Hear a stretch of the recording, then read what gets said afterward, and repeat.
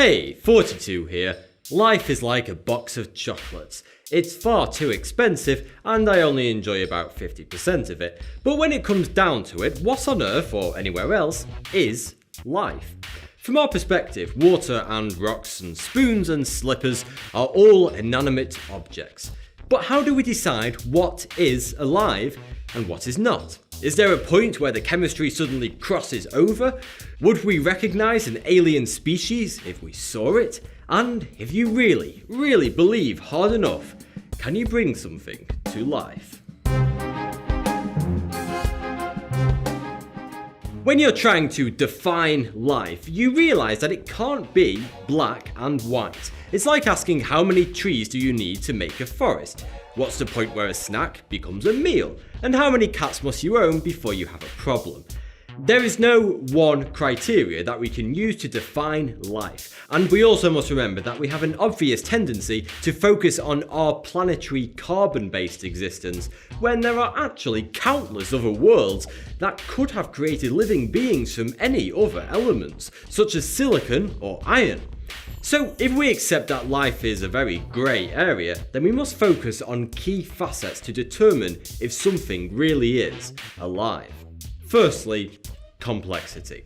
Confucius may have said, life is really simple, but we insist on making it complicated. But then again, he often put his pants on backwards and knew zero about molecular biology.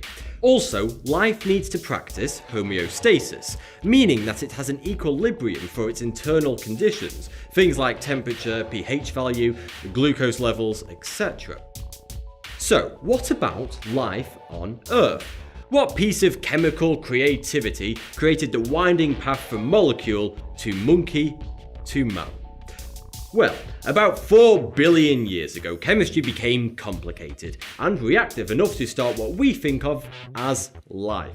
The very surprising thing is, this is not the most important nor most improbable event. You could easily get some form of life if you had a planet with a similar chemistry and conditions to ours. And there are most certainly plenty of these planets out there in the universe. But on Earth, once we had life, it just sat around as prokaryotes, a very simple form of cell, with no nucleus or other complicated structures inside it.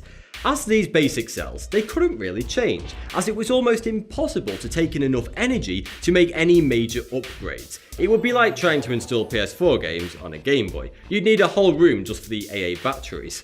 So they stayed like that, just little dribbling morons, for about 2 billion years.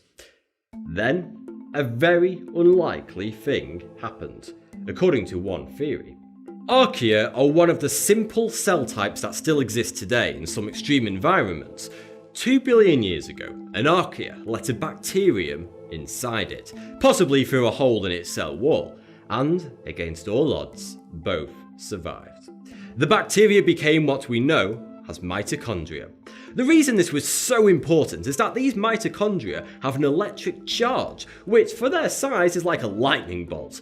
It was only once they had this new pimped out engine that cells had the energy to become more complex and spawn all the life that we see around us today. Except squirrels. No one knows where squirrels are from.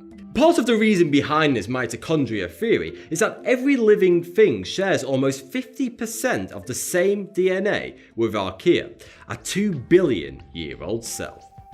Alright then, so if we have a very good guess at how life actually began, is there anything we can do to replicate it and start a game of cellular Sims in a petri dish? Well, we're actually not too far off getting life started.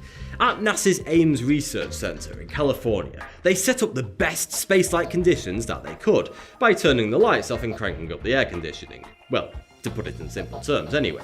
They then took commonly occurring molecules of carbon and nitrogen and exposed them to radiation, managing to produce 3 key chemicals that are needed for RNA and DNA, showing that it's possible that the components of life could have come in on an asteroid in the early stages of our planet's development. Okay, but a bit of space chemistry is hardly exciting. What about real Frankenstein cells that we can put together from bits of leftover lunch? Well, Dr. Craig Venter, a pioneer in genetics, spent 15 years along with his team sequencing the DNA of a bacterium and then artificially reproducing it, along with a watermark so that they could track it. They chose Mycoplasma genitalium, the smallest bacteria in the world, and they injected their code into an empty cell after working out how to get rid of its original DNA. These new artificial cells successfully reproduce, showing that the process actually works. But we still don't really understand these genitalium, so basically we've created life, but we're not quite sure how. This bacterium has under 500 genes, whereas humans have 20,000. And of the 500 or so, we're not sure what a quarter of them actually do, aside from the fact that they are very necessary.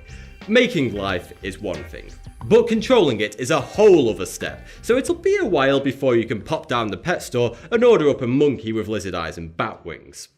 Finally, let's leave boring old reality behind and have a quick wander into the hypothetical.